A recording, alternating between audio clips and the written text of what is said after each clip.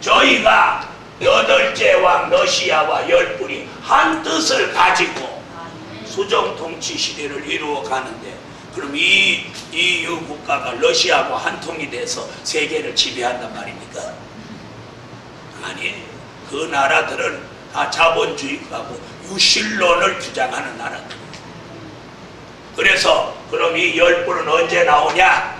여덟째 왕 러시아가 이제 힘을 쓰는 날, 열 나라가 그의 시정 노릇을 하기 위해서 그 나라와 합세해서 앞으로 이제부터 러시아에 붙는 나라를 여러분이 잘 눈여겨보세요. 러시아에 붙어가지고 막 친러시아 국가로 돌아가는 나라가 이제 앞으로 열 나라가 나온다는 거예요. 그래서 거기 12절에 그랬잖아요. 열불은 열 왕이니 아직 나라를 얻지 못하여. 그렇죠?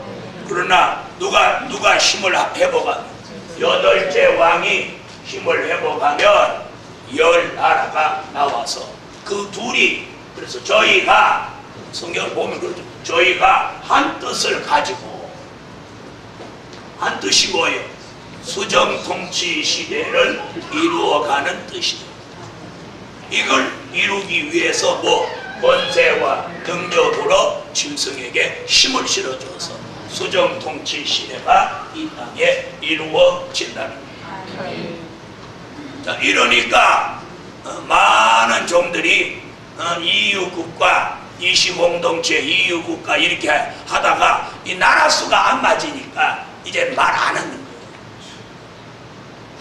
자, 그러면 사실로 어떻게 해야 되느냐? 잘 들어보세요. 주의 종의 바른 양심이라면, 자기가 설교한 거 책임지려면, 내가 그 이시 공동체 EU 국가가 그렇게 될 줄 알았더니 내가 잘못 알았다, 이거 시정하겠다, 그거 아니다, 그리고 난 잘 모르겠다, 이렇게 해야 그 주의 종의 양심에 맞는 거예요. 말해놓고 책임 안 지고 입 딱 다물고 묵비권을 행사한다, 말 되는 거야 안 되는 거야? 여러분, 하나님의 사람은 이 종말론 같은 건 자기가 말씀을 전했으면 자기가 책임져야 해요. 책임져요. 그래서 절대 열불은 EU 국가가 될 수가 없습니다.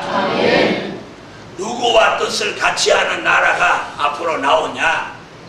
러시아와 뜻을 같이 하는 나라가 나오므로 이들이 저희가 합니다. 한 통속이란 말이에요. 한 뜻을 가졌기 때문에 저희가 그럽니다. 오늘 여기서 우리가 그러면, 저희가 그러면, 저희가 그러면 여러분 전체를 말하는 거예요. 제가 우리가 그러면 여러분과 저를 말하는 거예요. 이해됐어요? 그럼 여기서 저희가 그러는 거예요. 누구 얘기하다가 여덟째 왕 얘기하다가 열불 얘기했으니 여덟째 왕과 열불이 저희가 되는 거예요. 그 저희가 한 뜻을 가졌는데 그 뜻은 수정 통치를 이루어가는 것이란 말이에요. 할렐루야. 이해됐으면 아멘 하세요. 네, 이것이 성경입니다. 다른 말 필요 없어요. 성경에서 성경을 설명해 나가요. 그래서 러시아는 여덟째 왕인데 이게 하나님을 대적하는 나라로서는 무슨 나라? 마지막 나라예요. 마지막. 왜? 저가 멸망으로 들어가리.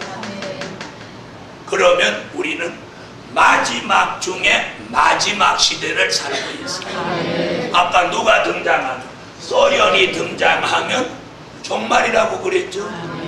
그러면 소련이 등장하는 종말은 시작하는 종말이에요.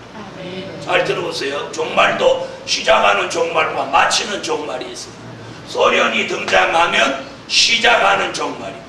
러시아가 등장하면 맞춰지는 종말.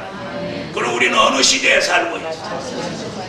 맞춰지는 종말 시대에 살고 있어요. 이렇게 설교하면 눈이 뚱 그래야 되는데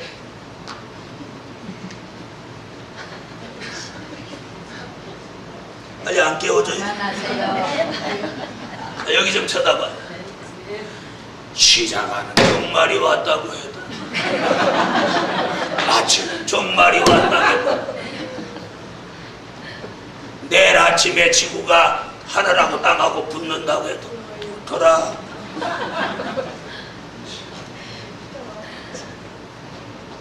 그런 분들을 더러 두고 이걸 가리키겠다고 그냥 하는 내가 복이 있느니라. 여러분 그랬잖아요. 아이고 내가 한심하다 그럴 줄 알았죠. 아니 그런지라도 하는 내가 복이 있는 사람. 할렐루야. 그럼 어떤 사람 보고 이 설교를 이렇게 열심히 하냐? 이걸 알고 싶고 바로 하고 싶은 사람이 몇 사람만 돼도 하는 거야. 그 사람 보고 하는 거지 뭐 많이 망치로 여기 맞은 것 같이 이러고 있는 사람 보고는 안 해. 할렐루야. 자, 뜻이 있는 사람은 제가 이제 진리를 풀어갈 때 이게 진리야. 풀어갈 때 느끼면 맞다 확신이 오는. 앞으로 이제 두고 보십시오. 이 러시아라는 나라가 앞으로 용의 힘을 빌려가지고 용이 러시아에다가 힘을 실어준다고 13장 2절에 예언했어요. 그래서 앞으로 러시아가 용 마귀의 힘을 빌려가지고 점점 강대한 나라로 등장해요. 그러면 김정일이 이북 나라도 열 나라에 하나 들어갈란지 모르겠어. 이번에 기름 좀 주세요. 그런 거 보니까 그놈도 아주 열 나라 속에 들어갈 가능성이 있는 놈. 그래서 앞으로 이제 러시아가 힘을 가지면 이 세계의 정세라는 게 그래요. 어느 나라로 붙어요? 강대국 힘 있는 나라로 붙는 거예요. 자, 이제 가다피가 이제 김정일이한테 가서 야, 러시아 하지 말고 야 나하고 미국으로 붙자야. 모자 또 얇고 좀 모자 이렇게 해서 하나 쓰고 가가지고 자, 여러분 이게 성경의 예언입니다. 참으로 이 계시록을 들어보면 이 앞으로 이 세상이 어떻게 될게 이렇게 보여요. 그래서 아 다음에는 저렇게 하겠구나 틀림없어. 앞으로 이 러시아가 이제 미국을 능가할 만한 강력한 나라로 부상합니다. 지금부터 이제 성경적 근거를 가지고 설명해 올리겠습니다. 자, 그럼 이제 13장 다시 와요. 자, 13장 1절 하나 설명하는데 이렇게 많은 말씀이 필요한 거예요.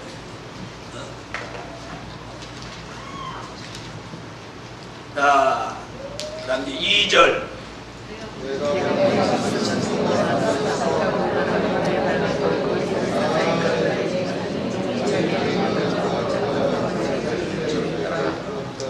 자, 이 짐승을 이렇게 표현했어요. 내가 본 짐승은 표범과 비슷하고.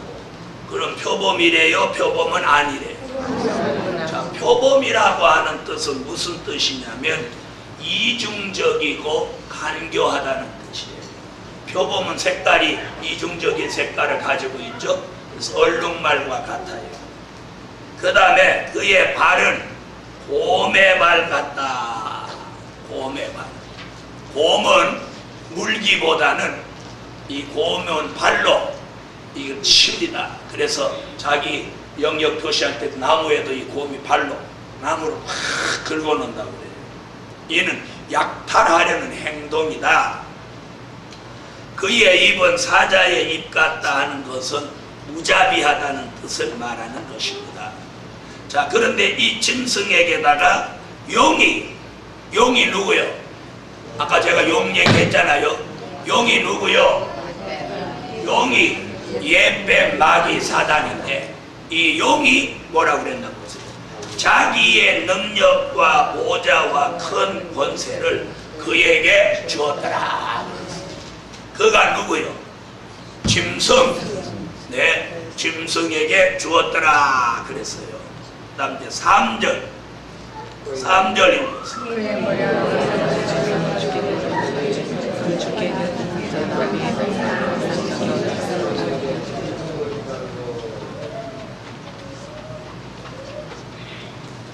자, 그러면 13장에서는 8째 왕 얘기가 나오나요? 안 나오나요?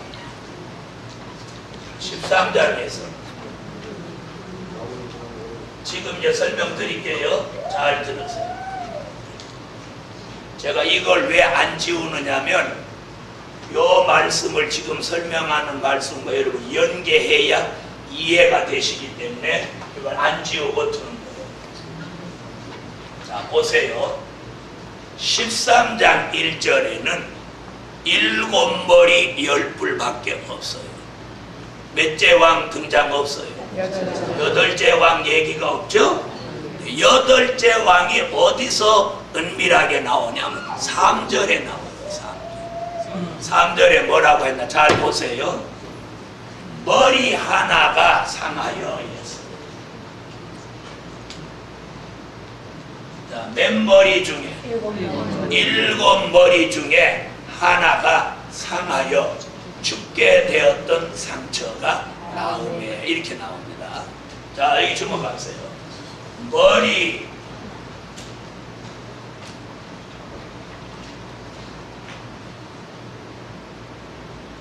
하나가 상하여 죽게 된 상처가 나음에 이렇게 됐어요.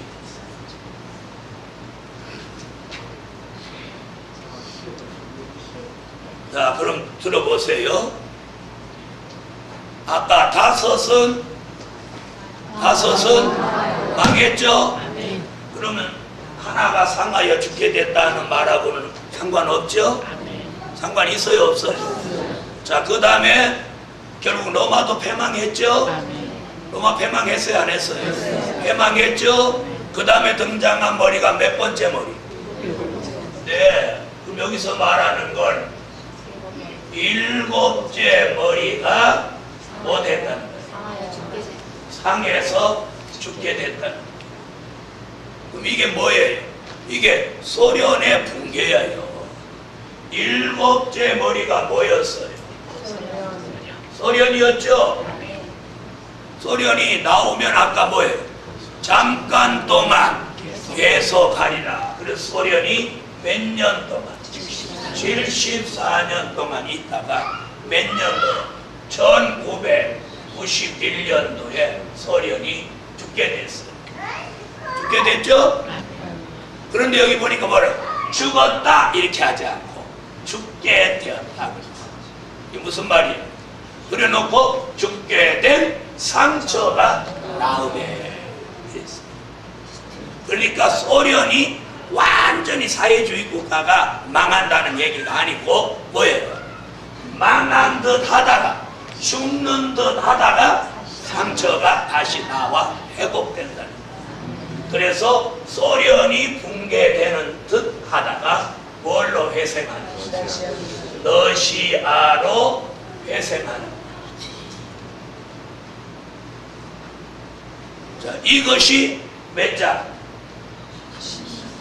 계시록 13장 3절의 예언이에요. 그러면 13장 3절의 예언과 어디와 뜻을 같이? 계시록 17장 9절로 12절과 11절과 뜻을 같이 하는 말씀. 그렇죠? 이해됐어요? 그 다음에 계시록 13장 3절에만 이렇게 말한 게 아니고 잘 주목했어요. 자, 이제는 다니엘로 갑니다. 아까 다니엘서 7장으로 가겠어요. 13장 3절을 설명하기 위한 말씀.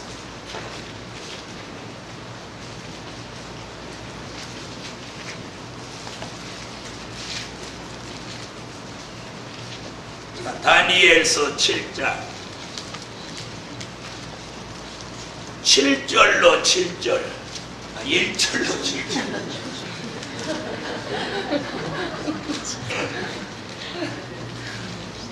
여와요. 다니엘서 7장 1절로 8절까지 하고 있어요. 다니엘서 7장 1절로 8절. 자, 읽어주세요.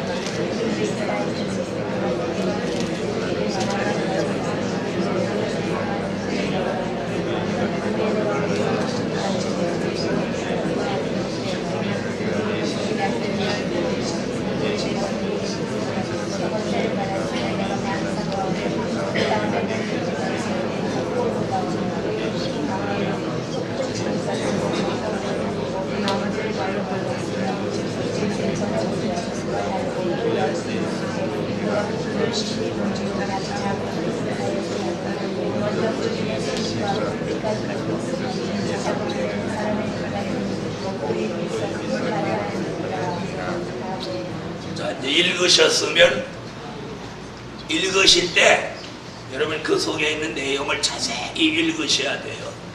읽으신 다음에 설명을 자세히 읽은 사람은 읽으시면 설명이 금방 설명하면 깨달아져요. 자, 들어보세요. 자, 네 짐승이 나왔죠? 그죠? 다니엘이 이상 가운데 네 짐승을 보았어요. 이 네 짐승은 위, 영, 불, 소야요. 미국, 영국, 불란서, 소련 이 네 나라를 말한 거예요. 그러면 7절에 나온 나라는 무슨 나라예요? 이 네 짐승 중에서 다니엘은 특별히 7절에 나온 네 번째 짐승을 주목하여 말했어요. 7절 보시죠. 내가 밤 이상 가운데 그 다음에 본 넷째 짐승은 무섭고 놀라우며 또 극히 강하며 또 큰 철이가 있어서 먹고 부서뜨리고 그 나머지는 발로 밟았으며 이 짐승은 전에 모든 짐승과 다르고 또 10뿔이 있으므로 내가 그 뿔을 유심히 보는 중 다른 작은 뿔이 그 사이에서 나더니 자 뭐였어요? 넷째 짐승 머리에서 작은 뿔이 나왔어요. 그랬죠? 그리고 그 머리에는 10뿔이 있다. 이렇게 말하며 작은 뿔이 나와서 새 뿔이 뽑혔다. 이렇게 말합니다. 자, 이게 아까 어떤 목사님이 이시 공동체가 10개 나라인데 3개 나라가 망하고 7개 나라가 되어서 이게 신생 로마로서 세계를 적그리스도화 하려고 한다. 이렇게 표현했는데 그 뜻이 아니에요. 잘 들어봐요. 자, 7째 머리 소련에서 10뿔과 작은 뿔이 등장했어요. 자, 아까 여기 보냈죠. 소련이 죽게 되었던 상처가 다음에 어디가 회생해요? 러시아라는 나라가 회생했죠. 여기서는 작은 뿔이라고 하는 나라가 등장합니다. 바로 이 작은 뿔이 러시아예요. 러시아. 자, 그럼 들어보세요. 작은 뿔이 러시아. 자, 아까 8째 왕, 작은 뿔, 그리고 상처가 나음에, 여기 같은 뜻이에요. 그렇죠? 소련이 붕괴되면서 8째 왕 러시아가 등장했어요. 죽게 되었던 상처가 나음에 러시아로 회생했어요. 미연불소 중에서 4번째 나라 소련에서 작은 뿔이 나왔어요. 이 작은 뿔이 나오면서 몇 뿔이 뽑혔어요? 이 3뿔이 뽑혔다. 이걸 10뿔 중에서 3뿔이 뽑힌 게 아닙니다. 그 얘기 아니에요. 10뿔은 건재해요. 왜요? 이 말씀과 계시록 어디하고 보면 계시록 13장 17절에 보면 10뿔은 그대로 존재하는 거예요. 그럼 이 3뿔이 뽑혔다고 하는 건 뭘 말하느냐? 미, 영, 불을 말하는 거예요. 그 해답이 어디서 나오냐? 성경이 딱 나와요. 다니엘서 7장 찾으세요. 11절로 12절에 나와요. 다니엘서 7장 11절로 12절에 그 해답이 딱 나온다. 그래서 성경에서 해답을 찾아야 돼요. 뭐 그럴 것이다 그거 아니에요. 다니엘서 7장 11절로 12절 읽어보세요.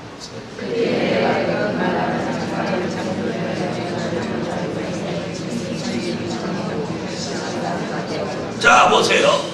자, 요 해답 잘 듣고 설명드려요. 작은 뿔이 큰 목소리로 말하는 사이에 누가 짐승이 죽임을 당하고 그 시체가 상한 바 되어 붙는 불에 던진 바 되었으며 요 말이 뭐예요? 다니엘서 7장 7절이에요. 누가 망한다는 거예요. 누가 망해요? 작은 뿔이 등장하면서 소련이 망한다는 거예요. 그는 뭘 곧 말하는 거예요? 죽게 되었던 상처가 낫는다. 또 소련이 망하고 일곱째 머리가 망하고 여덟째 왕이 등장한다. 작은 뿔이 나오면서 뭐가 망하는 거예요? 소련이 망하는 거예요. 같은 뜻을 가지고 있죠. 그 다음에 짐승이 망하고 그 다음에 12절 읽어보세요. 그 남은 모든 짐승. 그럼 어디 얘기하는? 미영불 얘기하는 거죠. 보세요. 뭐라? 그 남은 모든 짐승은 그 권세를 빼앗겼으나 그 생명은 보존되어 정한 시리가 이르기를 기다리게 되었더라. 자 보세요. 요 세 나라 나머지가 뭐예요? 세 나라죠. 그게 세 뿔이에요. 요렇게 보는 게 극치정이다. 이걸 10뿔 중에서 세 뿔이 뽑혔다. 아까 뭐라고 그랬어요? 한 뜻을 가지고 그랬는데 어떻게 한 뜻을 가졌는데 자기가 자기 편을 뽑아낸단 말이에요. 그 말 아니에요. 네. 그래서 다니엘서 7장, 계시록 17장, 또 계시록 13장 이게 다 누구? 죽게 되었던 상처가 낫는다는 뜻이 뭐예요? 러시아애로 회생하는 걸 말하는 거예요. 소련이 잠깐 동안 계속하지만 여덟째 왕이 등장하여 저가 멸망으로 들어간다.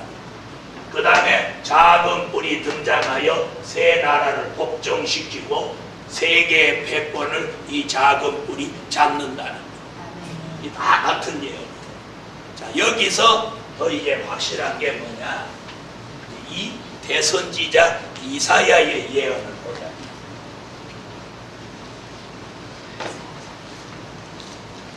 자, 이사야 10장.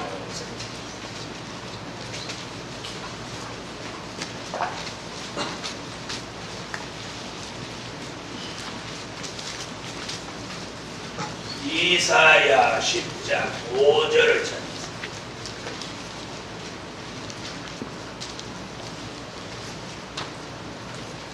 찾으셨으면 읽으세요.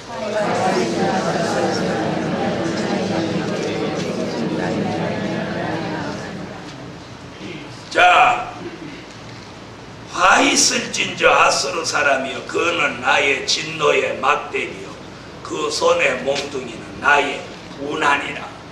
하나님이 대적을 뭘로 쓰신대? 진노의 막대기, 운한의 몽둥이로 쓰신다. 대적을 하나님이 진노의 막대기와 운의 몽둥이 같이 들어서 우리가 잘못하면 사정없이 친다. 그러나 다 쓸 만큼 쓰면 이사야 14장 5절에 이 백번자의 호를 꺾으신다.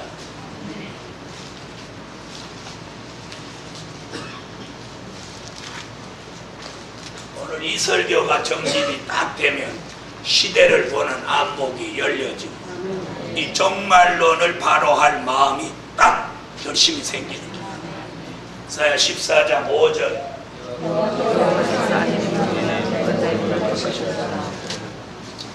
자, 뭐래요? 백권자의 호를 먹는 도단대요.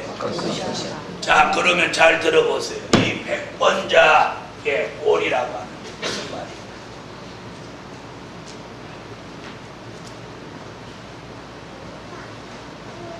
홀이라고 하는 것은 백권자의 상징이에요. 여러분은 에스더서를 읽어보신 일이 있죠? 거기 등장하는 왕 이름이 뭐예요? 아하스로 왕이에요. 아하스로 왕이 자기 왕후 에스더를 가까이 오라고 할 때에 왕이 손에 들고 있는 홀을 이렇게 내밀으면 왕 앞에 왕후라도 가까이 갈 수 있어요. 이 말 알아들으세요? 옛날에는 왕이라고 하는 이 호를 쥐고 있었는데, 그걸 지금 시대에 와서는 그게 뭐냐면 지휘봉이에요. 지휘봉. 여러분은 장군들이 어디 보면 그런 거 나오냐면 메가더 장군이 그 지휘할 때 그 지휘봉이 나와요. 그리고 지금도 전방에 가면 사령관이나 이런 사람들은 이렇게 지휘봉을 가지고 다녀요. 그래서 뭘 할 때 손가락으로 이렇게 안 하고 지휘봉을 가지고 이렇게 치고, 전방 같은 데 가서 부하가 잘못하면 이리 와 그러면 차려 그래놓고 지휘봉으로 막 배를 푹 찔르는 걸 나도 봤어. 너 그렇게밖에 못해. 배를 푹 찔러. 그게 지휘봉인데, 옛날 왕은 그게 홀이에요. 홀. 왜 그렇게 했느냐? 왕 주변에는 경호원들이 있어가지고 왕의 허락도 없이 왕에게 접근하면 그건 자객이라고 생각해서 그 경호원이 쳐 죽여버립니다. 그래서 왕이 홀을 이렇게 내밀으면 안심하고 왕에게 갈 수 있다는 거예요. 이 말 알아들으세요? 그게 왕의 상징이에요. 이 패권자라고 하는 그 사람이 패권을 쥐고 있는 사람이라는 뜻이에요. 그 지금 여기. 그럼 세 개의 패권을 쥐고 있었던 게 어디에? 이 나라였어. 이 나라가 강성할 때는 미국이 이 나라를 감당 못했던 거예요. 그렇죠? 네. 그걸 때가 되니까 뭐라고 했어요? 패권자의 홀을 꺾으신다. 그 말은 무슨 말이냐? 여기서 13장에는 13장 3절에는 일곱째 머리가 상하여 죽게 됐다 하는 뜻입니다. 그죠? 또 아까 다니엘서 7장에 뭐라고 했어요? 다니엘서 7장 11절에는 뭐래요? 짐승이 붙는 불에 죽는다. 그렇게 예언했어요. 또 아까 계시록 17장에서는 일곱째 머리가 잠깐 동안 계속한다. 그랬어요. 홀을 꺾는다. 꺾었어요. 소련이라는 나라가 하나님 꺾어버린다. 그런데 이사야 14장 5절에 꺾는다고 예언해놓고 이사야 14장 29절에 뭐라고 그랬느냐면, 찾으세요.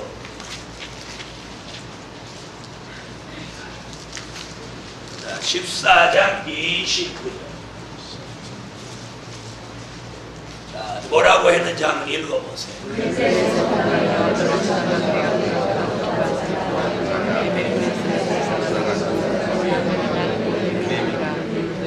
자, 여기 보니까 뭐라고 했나 한번 보세요. 너를 치던 막대기가 부러졌다고. 너를 치던 막대기. 콤마. 왜 콤마하냐? 나 적어봤어요. 14장 29절에 너를 치던 막대기가 한 건 어디 얘기하냐? 10장 5절을 말합니다. 신노의 막대기, 분한의 뽕둥이. 이해됐어요? 너를 치던 막대기가 부러졌다고.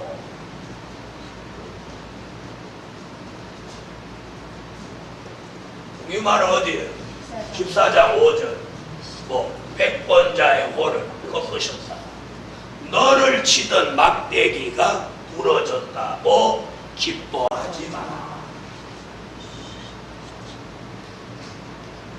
참 이사야가 신령한 걸 느끼죠? 소련이 붕괴되면 세계 사람이 기뻐할 것을 이사야는 지금으로부터 2700년 전에 750년 전에 예언을 했어요. 소련이 붕괴된다고 기뻐하지 마라. 그렇게 예언했어요. 그랬더니 여러분, 소련이 붕괴되는 날 전 세계가 기뻐했어요, 안 했어요? 네? 기뻐했죠?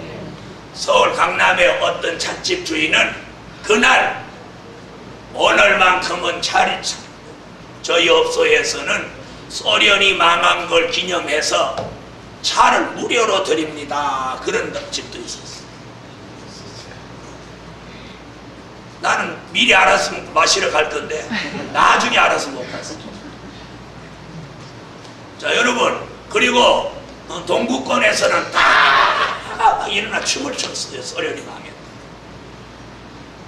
근데 이사야는 어떻게 해서 2750년 전에 소련이 망하면 세계 사람이 기뻐할 걸 알았는지 몰라요. 기뻐하지 마라.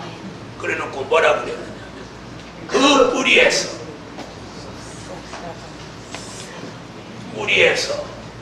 뭐가?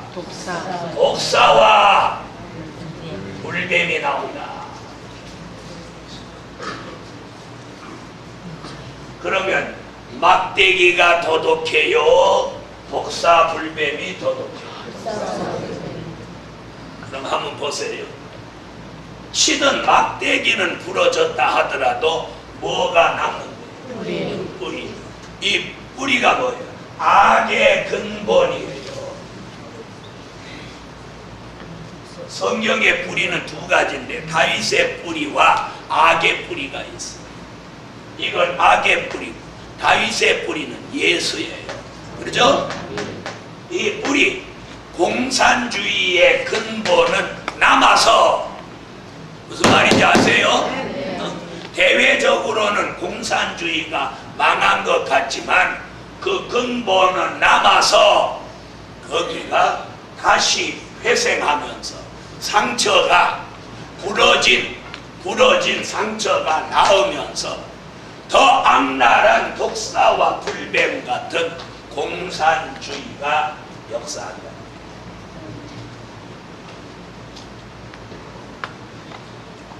그럼 앞으로 이 러시아라는 나라가 더 악랄한 공산주의로 나온다는 것이 이사야 선지의 예언입니다.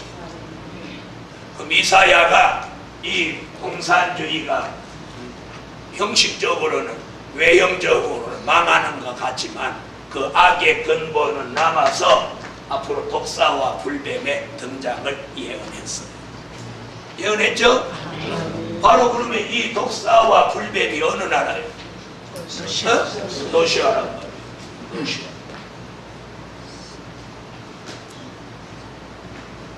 세계를 벌벌 떨게 막대기로 치던 나라는 어디예요? 소련이죠. 소련이 망하면서 그 뿌리에서 독사 같은 나라, 불뱀 같은 나라가 등장한다는 거예요. 이래서 불뱀 같고 독사 같은 나라가 등장하면 이사야 선지가 또 바로 그 뒤에다 그런 말 안 하고 한참 저만큼 가서 다른 사람은 모르게 살짝이 요렇게 예언을 했어요. 이사야 30장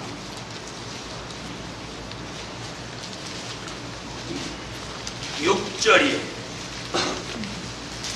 이사야 30장 6절에 14장 29절에 말한 독사 불뱀 얘기를 14장에서 안 하고 한꺼번에 다 말하면 아무나 알으면 안 돼. 그래갖고 딱 덮어놨다가 몇 장에 가서 저 뒤에 30장에 가서 독사 불뱀 얘기를 또 살짝이 꺼내. 보물을 어린 낙이 등에 싣고 그 보물을 약대 재물 한 장에 얻고 암사자와 숫사자와 독사와 및 날아다니는 불뱀이 나온 위험하고 곤고한 땅을 지나 자기에게 무익한 민족에게로 간다. 이렇게 말합니다. 앞으로 잘 보세요.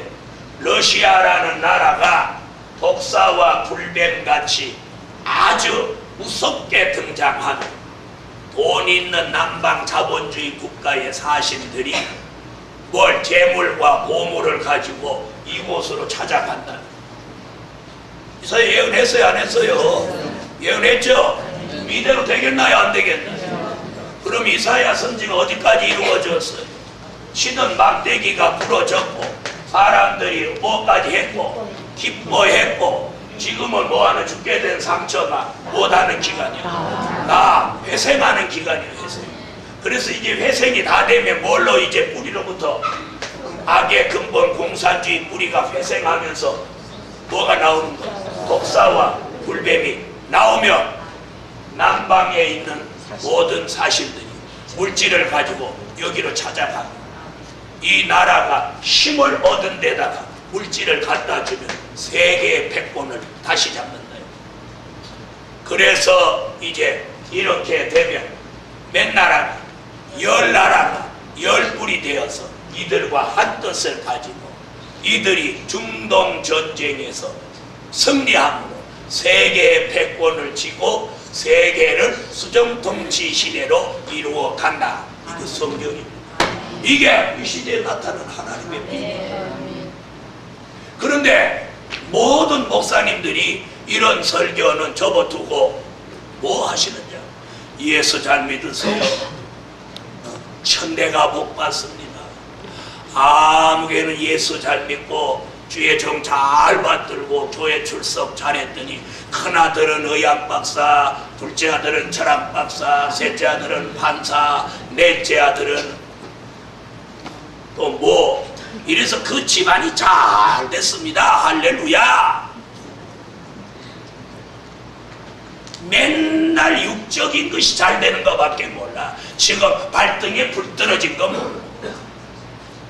여러분, 그래서 성경에서 이런 시대를 모르고 이런 말씀을 내다보지 못하는 종을 소경이라고 그랬어요. 소경이면 멀찌감한 목자라고 그랬어요. 자, 이런 소리 하면 목사님들이 기분이 나빠지나요? 좋아지나요? 왜 나빠져요? 나빠지는 게 그게 잘못된 거예요. 이런 말씀을 들으면 나도 이렇게 해서 해야지, 이렇게 할 생각을 해야지. 기분이 왜 나빠지는 거예요? 내가 언제 긁었어? 난 성경에 있는 얘기만 했지. 난 남 안 긁고. 사실이잖아요. 자, 이걸 아십니까? 이게 얼마나 중요하길래 다니엘이 예언했죠. 이사야가 예언했죠. 또요, 사도 요한이 13장, 17장이나 이렇게 예언을 해요. 이걸 다 종합해보니까 이 나라를 조심해야 돼요. 그런데 이 나라가 지금은 죽은 다시 있는데 나는 푸틴이라고 하는 그 대통령 얼굴을 가만히 이렇게 보면 독사가 많아. 얼굴이 삼각형이잖아요. 독사머리가 원래 삼각형이에요.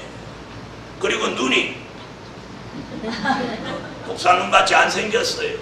그래서 그 사람이 어떤 사람인가 하고 그 사람 내력을 한번 알아봤더니 그 사람 KGB 출신이에요.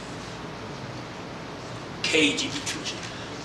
러시아 대통령 푸틴이 KGB 출신인데 저번에 선거를 다시 재선을 해가지고 또 대통령 한 번 더 해먹죠. 연임하고 있어요. 연임. 자, 그러면서 미국이라는 나라가 이라크를 점령하고 이라크에서 미국이 중동의 패권을 잡으려고 하고 있는데 다 어쩌고 저쩌고 말하는데 러시아만 가만히 있는 거예요. 그래서 다니엘서와 이사야서, 사도 요한이 기록한 요한계시록을 읽어보니까 그 년 월 일시가 되면 남방왕이 북방왕을 찔러버린다. 그러면 북방왕이 중동으로 장마물같이 쏟아져 내려오는데 살육하는 기계를 몰고 들어와서 이스라엘을 불쌍하게 만든다는 거예요. 많은 신학자들은 이스라엘에서 앞으로 세계를 회복시키는 복이 오고 이스라엘이 회복된다고 그러는데 성경은 이스라엘 망한다고 예언했어요. 에스겔서 39장에 보면 이스라엘 산후에 시체가 널브러진다고 예언했어요. 네? 다니엘서 11장 40절로 43절에 보면 영화로운 땅 이스라엘이 불쌍한 나라가 된다고 예언했어요. 그리고 중동이 전부 이 북방왕의 손에 들어가고 중동 전쟁에서 승리를 하면서 홍해를 건너 애굽, 구스, 리비아까지 북방왕의 시종이 된다고 했습니다. 여러분, 그런데 참으로 놀라운 게 친소 국가, 친소 성향을 가지고 있던 가다피가 지금 미국에 붙었거든요. 네? 그런데 다니엘은 리비아가 저 북방왕의 시종이 된다고 예언했어요. 그래서 러시아가 그 리비아까지 들어가는 이유는 두 가지가 있어요. 하나는 가다피가 친미 국가로 붙었기 때문에 박살내러 가는 거고, 또 하나는 리비아에 있는 쌀을 가지러 가요. 앞으로 리비아라고 하는 나라는 세계에서 식량 5대 대국 안에 들어가요. 이는 언젠가도 제가 설명했듯이 미국이 이 가다피를 친미 성향이 있는 사람으로 만들기 위해서 가다피를 회유할 때 조건을 제시했어요. 가다피가 원래는 뭐 하던 사람이냐면 테러 집단을 이끌던 두목이에요. 그래서 가다피가 이끌던 테러 그 집단이 검은별 집단이라는 거예요. 며칠 전에 신문에 보니까 그 잔재가 남았는지 무슨 뭐 검은 뭐 그런 거 나오더라고요. 이번에 이 사람들 납치하는 그런 세력들 가운데. 그런데 검은별 집단이라고 해서 가장 악랄한 테러 분자 집단이 있었는데 미국이 두 가지 제안을 했어요. 그 검은별 집단, 테러 집단을 해산시키고 친미 국가로 돌아서라. 그러면 큰 선물을 하나 주겠다. 그래서 준 것이 뭐냐면 미국이라는 나라가 이 가다피가 하도 속을 파락파락 새기니까 요 가다피를 잡아 죽이려고 인공위성으로 리비아 전 국토를 사진을 찍은 거예요. 아주 정밀한 사진. 그래서 가다피가 들어갈 만한 빵가를 다 지하까지 찍으니까 그걸 찍는 가운데, 리비아 국토를 찍는 가운데 뭐가 나왔느냐면 리비아 국토 지하에 애굽의 나일강 같은 그런 지하수가 흐르는 걸 발견했어요. 미국이라고 하는 나라가 대단한 나라예요. 지금 수년 전 얘기인데 리비아 국토 밑으로 거대한 지하수가 지나가는 걸 사진으로 찍어서 판독하니까 그런 게 나옵니다. 그래서 미국이 리비아하고 거래를 한 거예요. 가다피가. 야, 우리가 원하는 이 두 가지를 네가 하면 큰 선물을 주겠다. 그러니까 선물 먼저 줘. 절대 선물 먼저 주면 안 돼요. 미국은 또 그런 건 잘하잖아요. 신사나라니까. 그래, 약속 지키지. 줬어. 줘서 보니까, 가다피가 보니까 네 뒤로 자빠질 일이야. 사막 지하에 애굽 나일강만한 지하수가 흐른다고 한번 생각해 보세요. 사막의 물이라고 하면 기름보다 더 비싼 게 물인데 가다피가 그걸 뚫은 거예요. 그걸 뚫어가지고 전 국토로 보내는 제1차 수로, 제2차, 제3차, 4차, 5차 수로 계획을 세워서 그걸 진행한 게 우리나라의 동아건설 최원석 사장입니다. 알죠? 동아건설이 거기 들어가서 그 가다피가 준 그 프로젝트를 가지고 1차 수로 공사, 2차 수로 공사, 3차 수로 공사까지 마치고는 부도가 나버리고. 네? 그런데 지금 4차 수로 공사까지 곧 5차 수로 공사가 끝나면 리비아 전 국토, 전 사막이 다 국토가 됩니다. 여러분 지금부터 한 5, 6년 전일 거예요.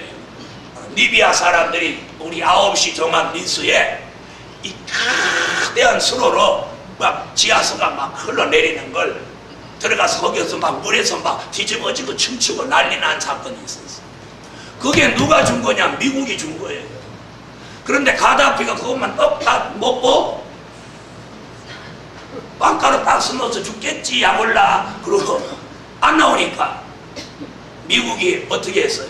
항공모함을 시중에다 보내가지고 그냥 리비아에다가 막 함포 사격하고 미사일 사격을 해서 가다피 죽이려고 막 그러더라고요.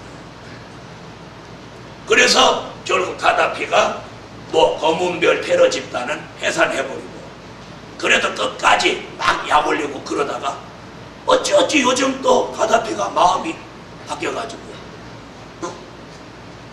싹 옷 갈아입고 영국 총리하고 영국에도 나타나고 유럽에도 나타나고 아마 머지않아 이제 미국도 갈 기억해가.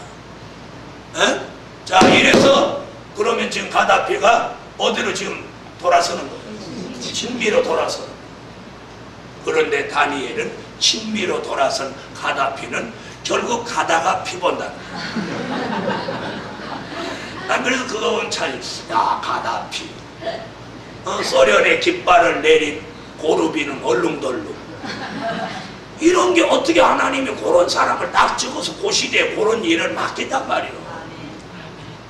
그래서 다니엘 선지는 가다피는 피 본다 그렇게 예언을 했어요. 그래서 북방 왕이 중동을 휩쓸고 어디를 건너서 홍해를 건너서 애굽, 구스, 리비아가 그의 시종이 된다. 이게 성경의 예언. 그 예언을 지금 오늘 이 말씀이 뒷받침하는 거예요. 다니엘서 7장, 이사야 14장, 이사야 30장, 또 요한계시록 13장, 또 17장 뒷받침하는 거예요. 이래서 우리는 앞으로 이 러시아라는 나라를 주목해 보십시오. 그런데 러시아 푸틴이 은밀한 가운데 유럽도 왕래하고 중국도 왕래하고 북한도 다녀가고 이렇게 하면서 보이지 않는 힘을 지금 기르고 있어요. 이게 성경적 예언입니다. 이런 현실을 우리는 보면서 종말 중에 종말이에요. 그럼 우리가 이 종말에 어떻게 해야 되느냐? 하나님의 비밀을 알고 그 비밀을 바라보는 사람만이 사는 길이 있는 거예요. 할렐루야. 그러면 이걸 터득한 사람을 어떻게 해야 되느냐? 이걸 깨달은 사람. 이걸 딱 갖고 있으면 안 된다. 전해야 된다. 듣든지 아니 듣든지 에스겔 선지가 안 듣는다는 거예요. 저희들은 마음이 강팍하고 얼굴이 두꺼워서 말을 해도 듣지 않는다는 거예요. 그러나 듣든지 아니 듣든지 너희 중에 선지자 있음을 알도록 외치라는 거예요. 앞에서 뭐 한다고 눈 감고 앉았는 거예요. 자, 오늘 이것이 성경의 예언. 이것이 이 시대에 나타난 하나님의 비밀이다. 이걸 아는 사람은 미래를 준비하고 이걸 모르는 사람은 그냥 맨날 개미 책 받고 돌듯이 2000년 동안 했던 말 또 하고 또 하고 또 하고 그래도 뭐 나오니까 똑같은 바퀴 돌아도 뭐는 나와? 아니, 사례비는 나오지. 너는 똑같은 바퀴 돌아도 사례비는 나오는데. 여러분, 이런 시대에 우리가 살고 있어요. 정신 차려야 돼. 정신 차려야 돼. 그래서 이런 비밀을 제대로 알면 신앙의 기준이 딱 서. 기도 안 하고는 못 배겨.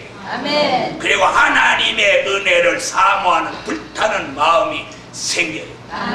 이런 종이 이 시대에 쓰임받을 종인 줄 믿습니다.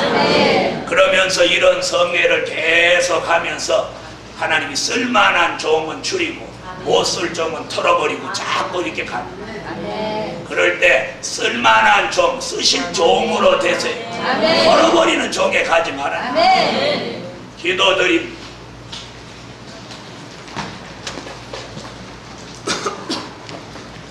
몇 절까지 했어요? 3절까지 했어요. 기도드립니다. 감사 예물 1,000번째 올렸습니다. 12